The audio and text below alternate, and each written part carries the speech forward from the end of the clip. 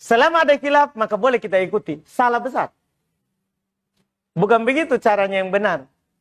Cara yang benarnya, para ulama menjelaskan, selama ada khilaf, maka kita harus lihat dalilnya. Kalau ada khilaf, kita boleh ikuti yang mana saja, berarti kebenaran banyak. Tidak begitu orang beragama. Setiap ada khilaf, kita harus lihat. Dari 3 pendapat, 2 pendapat, mana yang punya dalil. Bukan semuanya boleh kita amalkan. Tidak. Kalau begitu berarti semua benar. Dan tidak ada yang bilang semua benar. Benar itu cuma satu. Yang kita teliti, itu benar. Itu pertama dulu. Itu ucapan mirip dengan ucapan Ikhwanul Muslimin. Mirip, mengarah. Artinya, tidak usah kita saling menyalahkan. Ini kan gila. Itu kan Ikhwanul Muslimin yang bilang begitu. Apa yang kita sepakati? Ayo kita beramal, kita lakukan sesuatu, kebaikan dalam agama. Yang kita perselisihkan, tidak usah kita saling singgung, kita saling memaafkan saja. Ini kan khilaf. Itu kan mirip, cuma Ikhwanul Muslimin terang-terangan. Ini tidak terang-terangan. Tidak terang-terangan. Tidak. Kalau ada khilaf, yang wajib bagi kita adalah melihat yang kuat. Kalau kita bisa mencari dalil dari setiap pendapat, itu yang wajib. Itu yang wajib. Kita bisa periksa, pendapat ini apa dalilnya, pendapat ini apa dalilnya, pendapat ini apa dalilnya. Setelah itu, mana yang lebih kuat dalilnya dari 3 itu? Kita pegang yang kuat, jangan yang lemah. Jangan lemah. Itu pertama, kalau kita bisa lihat dalil.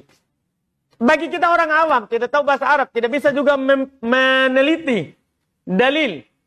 Maka kita lihat yang mengatakannya, mana lebih bertakwa, mana lebih ilmu, lebih alim. Baru kita pegang yang itu.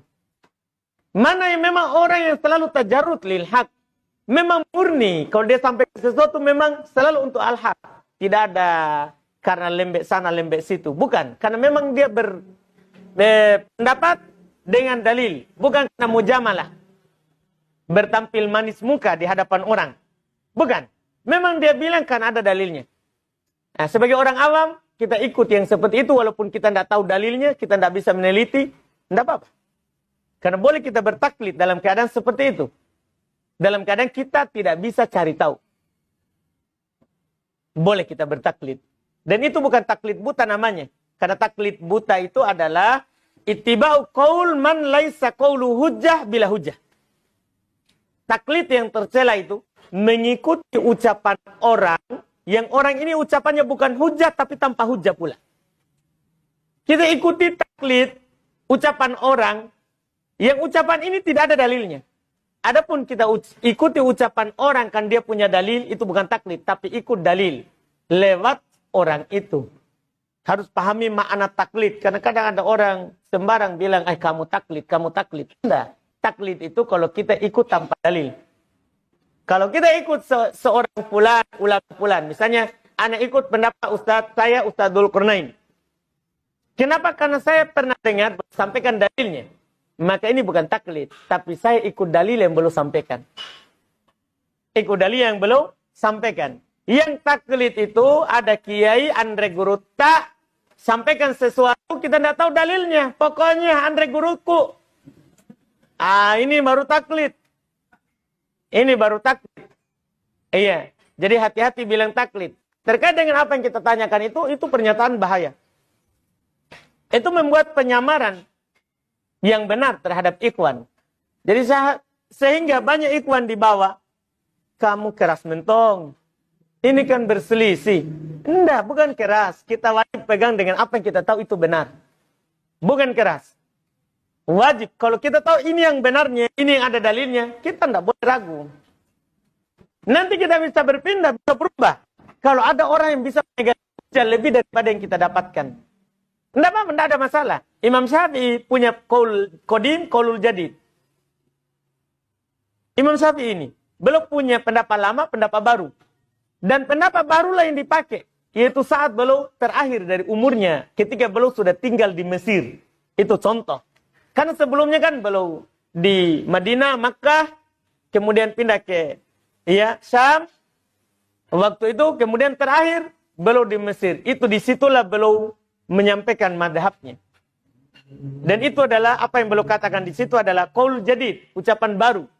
Setelah beliau banyak lagi meneliti dan menelaah, berguru di banyak guru. Berguru di banyak lagi guru. Itu tidak ada masalah. Setelah orang tahu lagi yang benar, berpindah.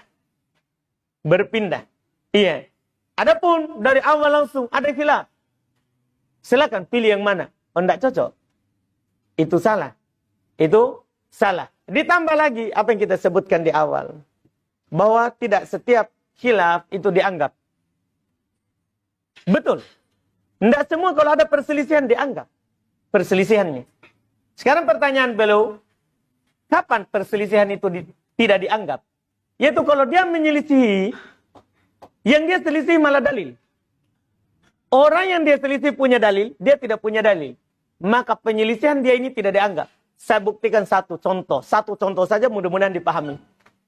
Mayoritas ulama mazhab, imam empat, mengatakan musik itu haram. Imam 4. Berdalil dengan hadis riwayat Imam Al-Bukhari. Datang Ibn Hazm, orang Dohiri, bilang, beliau katakan, musik tidak haram. Tidak ada dalil yang sahih dari Nabi. Apakah penyelisihan Ibn Hazm dianggap? Tidak dianggap oleh para ulama. Karena Imam 4 ada dalilnya, Sahih Bukhari. Dia tidak punya dalil. Bahkan dia melemahkan hadis dalam riwayat Bukhari. Masya Allah. Imam Bukhari untuk meletakkan satu hadis, dia sholat 2 rakaat.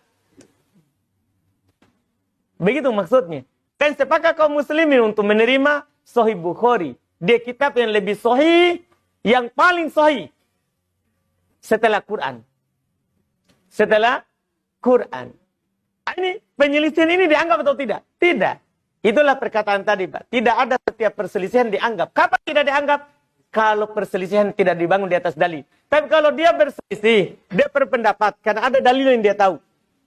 Tapi ternyata dalilnya tidak terlalu kuat atau doib, tapi menurut dia kuat. Nah, ini dianggap. Ini dianggap. Baru kita nanti bisa membantahnya. Dalil dia ada, tapi doib. Dalil dia ada, tapi dalil umum. Dalil dia ada, tapi dalil mutlak. Nah, itu yang bisa dibantah. Itu yang dianggap. Yang punya sisi dalil, ada sisi bahasanya. Wallahualam.